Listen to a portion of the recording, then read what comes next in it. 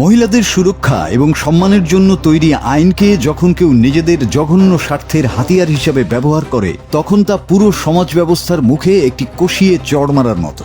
Social মিডিয়ায় ছড়িয়ে পড়া এমন একটি ভিডিও যা দেখলে আপনার রক্ত ফুটতে শুরু করবে।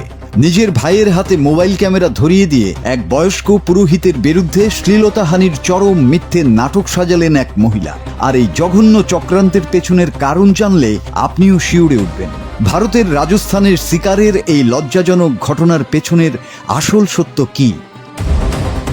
ভাইরাল হওয়া এই ভিডিওটি রাজস্থানের সিকার জেলার গানেরি এলাকায় অবস্থিত শ্রী জানকীনাথ মন্দিরের।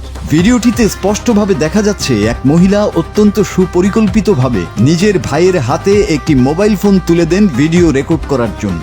এরপর তিনি সোজা এগিয়ে যান মন্দিরের এক বয়স্ক পুরোহিতের দিকে এবং হঠাৎ করে বিকট চিৎকার শুরু করেন এই বলে যে ওই বৃদ্ধ পুরোহিত নাকি তাকে হেনস্থা করছেন। কিন্তু ক্যামেরার পেছনের সত্যটি ছিল সম্পূর্ণ ভিন্ন। তদন্তে বেরিয়ে আসে এক ভয়ঙ্কর সত্য। ওই বৃদ্ধ পুরোহিত কোনো অপরাধ করেননি, বরং ওই মহিলা এবং তার পরিবার দীর্ঘদিন ধরে শ্রী জানকীনাথ মন্দিরের ওই জমিটি জবরদখল করার চক্রান্ত চালিয়ে আসছে। আর সেই জমি হাতড়ানোর জন্যই বয়স্ক ওই পুরোহিতকে সমাজ ও আইনের চোখে অপরাধী সাজানোর এই জঘন্য নাটক ফাঁদেন তারা।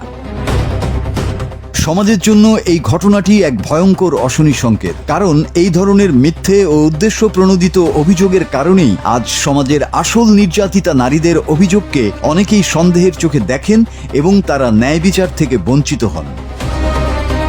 নিরপরাধ মানুষের জীবন ধ্বংস করার জন্য যারা নারী সুরক্ষার মতো স্পর্শকাতর বিষয়কে ঢাল হিসেবে ব্যবহার করে, তারা সমাজের আসল কলঙ্ক। সামাজিক মাধ্যমে ভাইরাল হওয়া ভিডিও ও স্থানীয় সূত্রের দাবিতে ঘটনাটিকে জমি সংক্রান্ত বিরোধের অংশ হিসেবে তুলে ধরা হলেও এ বিষয়ে পুলিশ বা আদালতের চূড়ান্ত তদন্ত প্রতিবেদন এখনও প্রকাশ্যে আসেনি।